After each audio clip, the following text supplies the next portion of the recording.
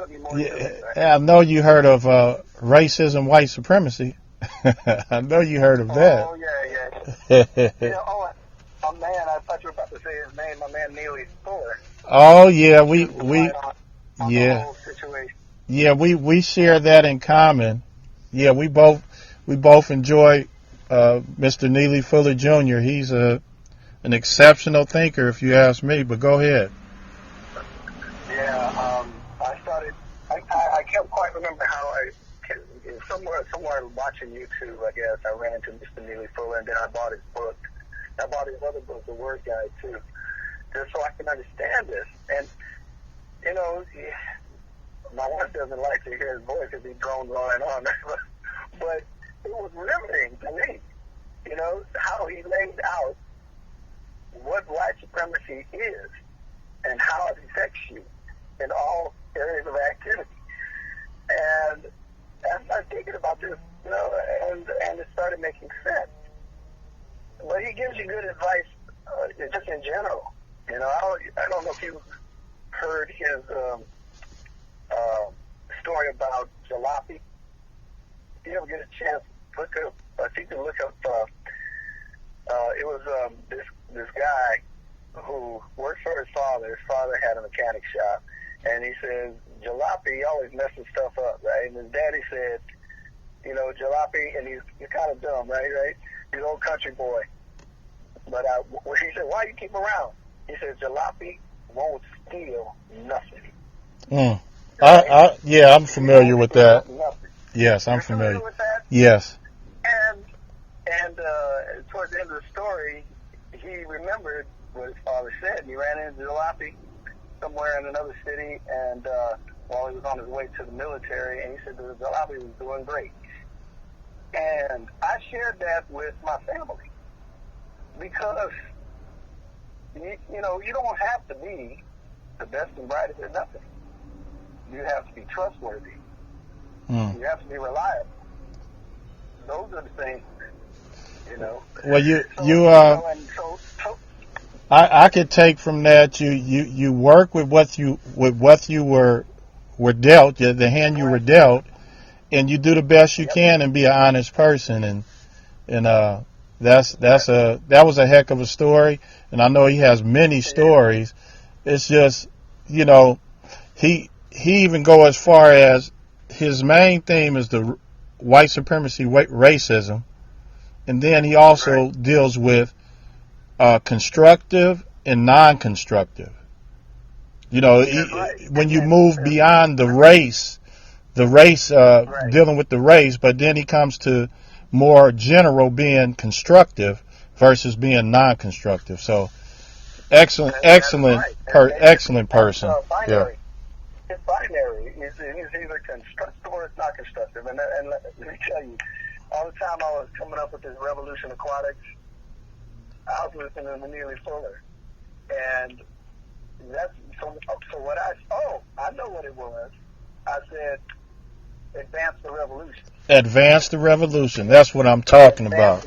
That's another phrase that I came up with because I was just determined that this is the direction I'm going in, and I just it's just a series of hurdles, as you move forward. Yes. You take baby steps, eventually you run into a roadblock, and so it's a hurdle. You have to get over that hurdle and then keep moving, right? And then just like the Rastafarian says, they say forward. Forward, yep. They don't say back. They say forward. And that's kind of what I've been doing. And everything I ask myself, if I'm about to do something, I say, and how really, what are you going to do? Why are you going to do it? I kind of use that. But my way of saying that Neely says, is to say, does this advance the revolution, yes or no? And if it does, I have to do it. Right? In fact, I'll give you a good example. I'm trying to get the program at Southwest College off the ground, right? So I have to put in proposals for different classes, right? Even though the pool is closed, I still got like 8 proposals there. Well, I was thinking that eventually I'm going to need lifeguards, so I said I got to go get my lifeguard certification.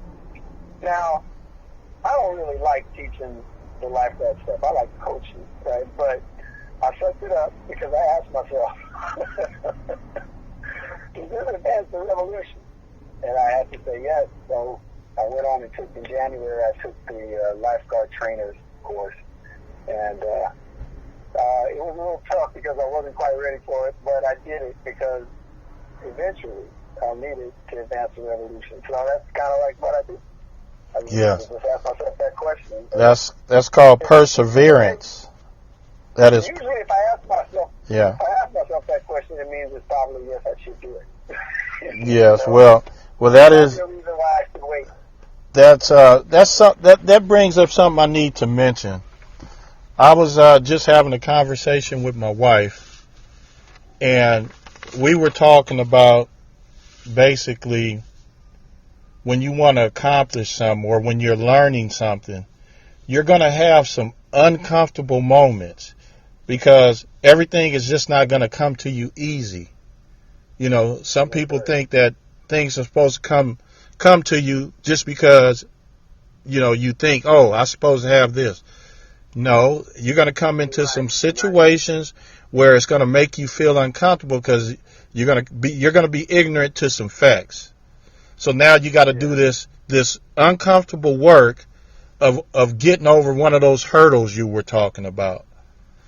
And when you accept these type of things, then you're able to move forward with your revolution. A lot of people stop their revolution because they want something to come to them easily. Things are not just going to come to you. You're going to be presented with constant challenges and hurdles that you have to get over. But if you got that, hey, if you got that mind tag, advance the revolution. You can get excellent. In the beginning, after I left, I was planning on taking the whole team with me, right? Yeah. It didn't work out that way, right? So you have to have a plan B. So it was like I was dead in the water. I didn't have a pool. I didn't have a team. I didn't have nothing. But then I got a little pool time, and the fact that I was always using positive energy and treating the families the way they should be treated. When I actually got full time, my people were coming. They came and supported me, and especially the ones that live in Company. That's who I wanted to target. So, just moving forward, you will start finding that if you are moving in a positive direction, there will be other people who get sucked in behind you just by the fact that you are moving forward. Well, let me say this, Coach. Let me say this. When you are genuinely, have passion and you're doing the right things in what you're doing, people are going to gravitate to what you're doing. And because I supported you for years. My daughters, I got a 16-year-old now, and they're beyond their swimming right now. My one daughter's a lifeguard, but as you can see, we not able to lifeguard this summer. But I can safely say that you are one of the best coaches in your impact and your desire to genuinely help the kids. And that's why I kept coming back. My kids started with you maybe about 10 years ago. And I just kept coming back, and now that they're, because of you, one of them's a lifeguard, and then the other one might lifeguard later on. But, you have a great impact on the community when it comes to this swimming. And it's a good thing. It's really a good thing. What's that? Say that again. I appreciate it, man. I talked to one of my swimmers from in the 80s, right? He swam for me at Bessie Owens back in the 80s and at Morningside. And I saw him on Facebook, and I hollered at him. And he made me feel really good, man. He's probably pushing 50 himself. Wow. It was a long time ago. Man, I told him that I was proud of him because they did some extraordinary things back in the day. And he threw it right back at me and said, proud of you too, Coach. Because he took a bunch of these wayward kids and made something out of them. And you know what? that is probably the best thing ever. You know, to hear that kind of stuff coming from one of your athletes, because you end up being more than a coach, right? Yeah. It's kind of hard to put in words, man. You know, you see them years later, and they remember you just like it was yesterday. They look a little different. You know, 10 years after they coached when they were 10 and now they're 20, you know, but they remember, you know, because I remember my instructors, my junior left guard instructor, especially my very first year, and that had such an impression on me when I was 11 and 12 that I wanted to do the same thing to the swimmers coming up on my team. So we kept the junior lifeguard team going every year. And I made sure we had kids involved because of the impact it had on me back, 50 years ago. You know, there's one other time where it was really touching to me. I wasn't getting paid for this. I was going to Campanella Pool after work on Fridays about 3 weeks in a row. I was just going there just because it was summertime. And right before the pool closed, I would come in. Of course, all the lifeguards knew me. I would just come in and jump in the shallow end of the pool and do a massive swim lesson. It'd be more than 20 kids, and I'd be very animated. Of course, the kids like the attention, right? So I did that maybe 3, I don't think 4, but Fridays right in a row in the summer. It's just fun to me. I don't know how many years later, maybe 10 years later. Something like that. About probably 10 years later, I'm at Jesse Owens' pool getting ready to go to practice, and this lifeguard was taking the lines off of the reel to put in the pool. And he says, "Hey, Coach." I said, "Hey." He said, "You don't remember me, do you?" I said, "No. What's your name?" Well, I forget his name, right? But he said, "You taught me how to swim." I said, "I did." And he says, I said, "Where?" And he said, "Campanella." He's the one where I jumped in the pool and did a massive swim lesson. Yeah. And that dude became a lifeguard, and he credited me with teaching him how to swim. Yeah. From those little days, for 20 minutes to half an hour, jump into a massive swim lesson and get out. Yeah. It was just one of them things that I just felt like doing, and never knowing until that kid, I kind of suspected it, but I said, there's a kid, because some kids want to be in your face all the time, right? They want all the attention from you. Other kids are kind of at the distance just watching. And I would say, just before I met the kid, I would say, you know what, there's probably a kid on the other side of the pool watching all the action and trying to do what I'm telling them. I don't even know it. But listen in, watch it, and he's learning how to swim, and he's not even part of the class. That's the kid I want to coach. Yeah. Now, for the sake of time, Coach, we're going to have to, I know we probably going to have to do more interviews, but I have 2 more questions I got to get to you. And for the sake of time, I want to get these 2 in. And then at the end, we could, do a little something. But I want to get this question to you. What is your view of black male and female relationships? Oh, man. I'm lucky myself, but like this is my second marriage, so one of the things that we have a problem with is our own race. I mean, I see a lot of black men, they choose non-black women to marry, and it seems like we're kind of like fading ourselves out. The white folks used to do that to us. Now we do it to ourselves. Well, is that because we've been trained by them? Well, it's definitely the whatever culture we have adopted since we've been here that makes us not like women with African features. Wow. It's an effect of media, and part of the effect of slavery was, unfortunately, our mothers,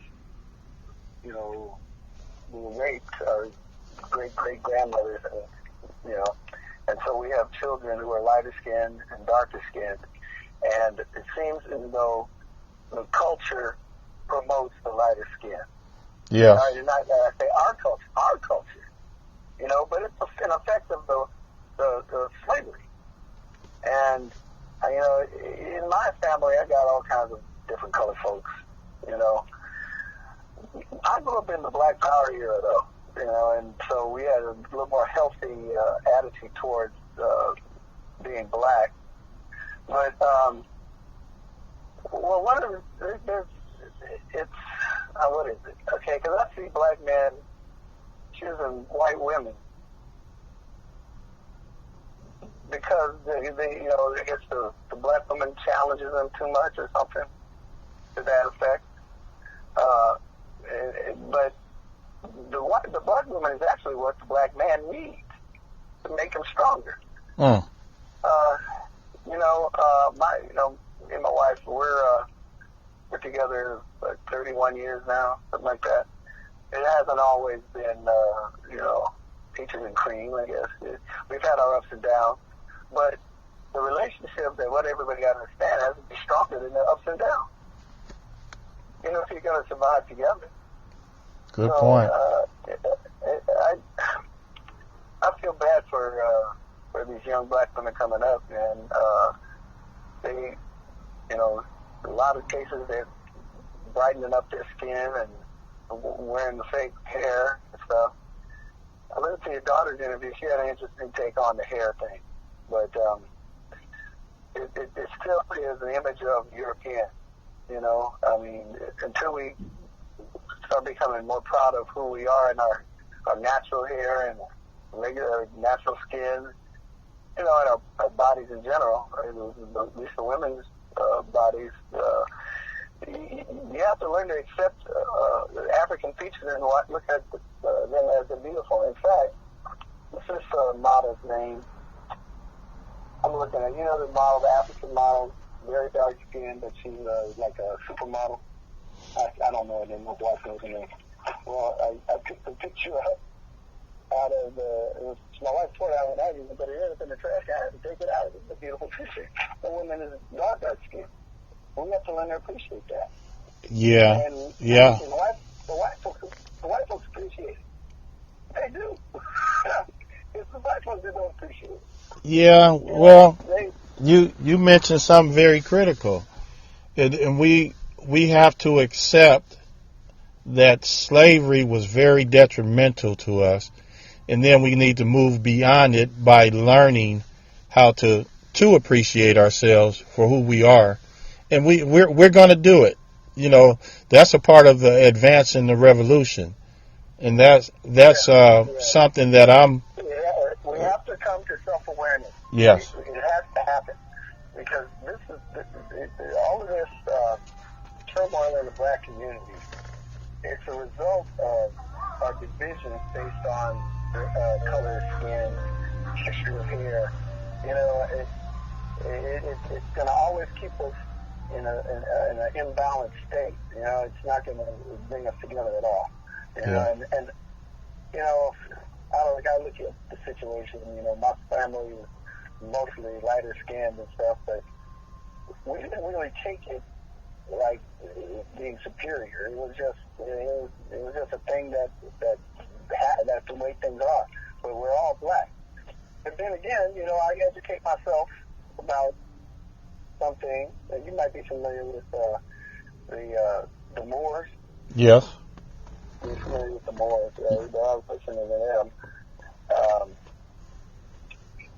One of the guys, Jose Pimenta Bay, familiar with him? He was saying, "You're not black," and so that immediately catches my attention. And you're not black, because black, white, red, yellow, brown. All of those are racial tags. Yeah. Right? You don't, you really don't use yellow. I mean, generally speaking, right? You don't say, you say there's an Asian guy, you don't say the yellow guy. Right? Yeah. And then you say there's a Mexican guy, you don't say he's a brown guy. But you certainly do when you're talking about black folks. Oh, there's a black guy. These are racial designations. Why can't I be an American? Or if I was in Africa, Ghanaian, right? Or the people in Ghana, American, but they're also black. Yeah. Well, I'm black, I'm American, but I'm not a race. You know what I mean? When I'm also my name is not African. I speak English. I don't speak Twi, which is a language in Ghana. You know? So we first have to really identify and understand that we've been displaced. Yeah. We want to consider ourselves all the same as everybody else. We're not. You know, Europeans are still Europeans. Chinese, you see when the guy can say, "Oh, I'm Chinese," even though he's American, he's Chinese. Well, he's not yellow. When when you're living in a system that dictates everything, and it's a racial system, this is why we get all of these labels, and according to Neely Fuller, it just adds to the confusion, and I agree with him. It's just more confusion because how do you determine, certain things when there's so much of a variety? So what is the determination? Well, the determination should be get rid of the system. That's what the determination should be. Yeah. And then we can become people. Yeah, right. Yeah. I was doing the census, right? And, I don't know.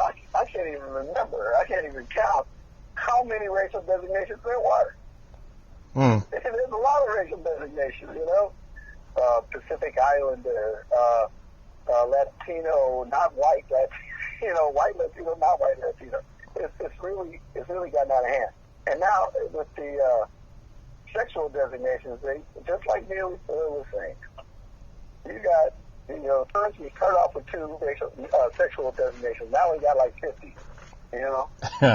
So that is the most confusing. Yes. Kids coming out. Wait, was it Raven's? Was it Raven's daughter? I don't know. Somebody had come out as transgender, and they're too young to be. I don't know. Identifying. I don't know. That is the most confusing. Yeah. The child is going to be confused anyway about sexuality, and now you got 50 genders to choose from. So it doesn't do anything but confuse. Yeah. It's it's not dealing in logic, and it's confusing, and it causes multiple divisions.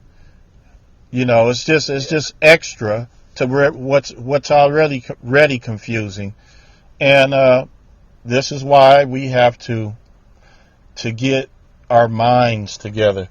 All right, let me get this last question to you because we're coming up on the end of the interview.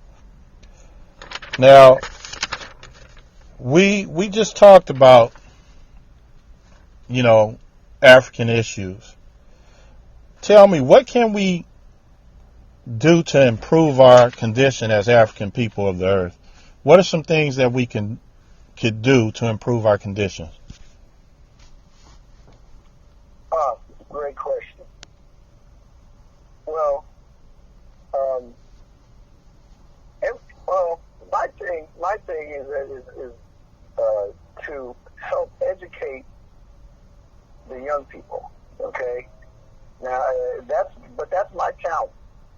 All right, but we have to educate them and feed them the truth.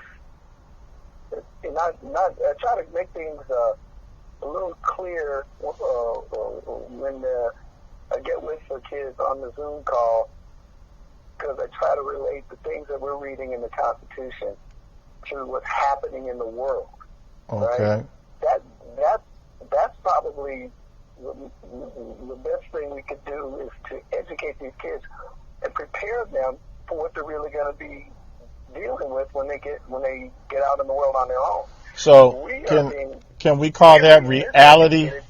Can we call that reality-based education? Yeah, absolutely. Okay. Because you're not equipped. I mean, even when I was like 19, trying to get in the world, you're not really equipped for dealing with the world. You know, as soon as I get out, as soon as I joined the phone company, you know, I wasn't smoking weed, but as soon as I joined the phone company, I was smoking weed. Well, you got to learn to avoid that stuff. You know, we try to tell the kids stuff, but they have to learn to have proper discernment for themselves. Unfortunately, and I'm one of them, we learn through trial and error. Wow. Right? That's very important. That's very important what you just said. You learn through trial and error. Well, the error was in the beginning. The type of education we were being fed was error filled, especially when they teach you about, Santa Claus, all of these holidays that are irrelevant and insignificant to reality. You know, Absolutely. Yeah. So that's part of what I want to get cleared up with these kids. Okay, things that you have been taught, you need to know the full story. It might give you a little bit, and that's when I went to Africa. I really got a revelation there because, you know, I was a church going person, right? And I did Bible study, and then I started understanding how the things in the Bible were, you know, misinterpreted to advance white supremacy. You know, so when you start to understand where all of this came from, where all of the Christian doctrine all came from, the African, Egyptian mysteries, right? Yeah. You have to question everything that you've been taught. So that's what I was going through in Africa. I'm like, I mean, everything that I've been taught in the Western world education system, especially Catholic schools, I have to question. Why is it we're going to school with a Jesus on the cross that's white? Huh. You know, this is another one. This is another one. We have our fraternities, right? All these black fraternities all across the country. Yeah, sororities. Why do they call themselves Greek? Well, here we go again. It's the information that we're being taught, and you know, we're imitators. So the white fraternities and sororities are Greek institutions, I guess, supposedly. So therefore, here we are. We're in their system, so we just join in. We want to. Okay. Yeah. But all of those people who are in those systems, and they're very proud of it. They're very proud. They have this connection to all these other brothers, right? But they seem to be missing this observation that I'm making, is that they label themselves Greek. It's a Greek fraternity, is it not? Well, from my understanding, yes. Yes, it's Greek. I guess Greek. Why would an African call themselves Greek? That's my question. Well, somebody can explain that to me. Well, the only way I would think an African would call themselves Greek is if they were there before the European Greeks. That's the only way. If you could go if you could go beyond their history, there was a history before them, and it's really technical, but I understand what you're saying. Yeah, and that's just part of the history that we will never be taught in this Western civilization. We will never be taught that previous history. You have to go search that out for yourself. Yes, sir. And, you know, and in the last probably 4 years, I've been collecting books. I've been buying, I got books that I bought from Amazon. I haven't even read them yet. Okay, well, you know, Coach, let me get your name right. Asah, we're going to have to end this because I'm beyond the time. I got I got technical things that I have to do. So, yeah, we're going to have to, this is just part one with you. That's all this is part one. We got much to talk about. I appreciate Brother Iration. Yes. And we can do this anytime, man. Sometimes I ramble, but I have thoughts, and maybe I should write this stuff down and then let you read some of my thoughts. Well, we could, we're gonna advance our revolution. We're gonna have our own website and everything. So you'll definitely be a regular guest. You know. All right. Yes, sir. And so I appreciate everything, and this is just part one. So until we talk again, Brother Asah, I appreciate everything, and I appreciate you. All right. Have a good one. All right. Take care.